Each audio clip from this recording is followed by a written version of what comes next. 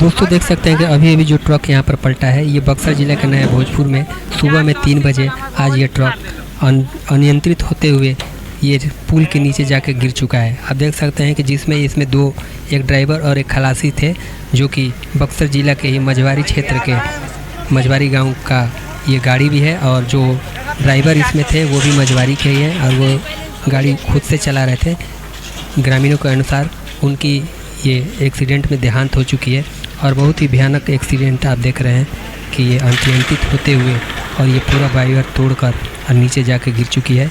और ये हादसा हमारे नया भोजपुर के काव नदी पुल जो बोला जाता है यहाँ पर हुआ है। और ये रात को यानी सुबह में 3 बजे के करीब ये हादसा हुआ है, जो कि मृतक मझवारी के बताए जाते हैं और वो इस ट्रक के मालिक भी थे। बहुत सारे क्षेत्रीय लोग का यहाँ पर आप देख रहे हैं जमजमाव है। और दोस्तों बताना चाहेंगे कि जो रात में ट्रक जो ड्राइवर चलाते हैं कृपया वो कुछ आराम करके गाड़ी चलाया करें। वो रात में जो नींद के कारण ऐसी दुर्घटनाएं होती रहती है, इसके वजह से काफ़ी बहुत बड़ा हादसा देखने को मिलता है।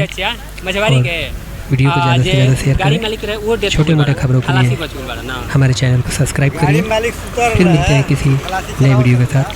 तब तक आप अपने परिवार का ख्याल रखिए। जय श्री राम।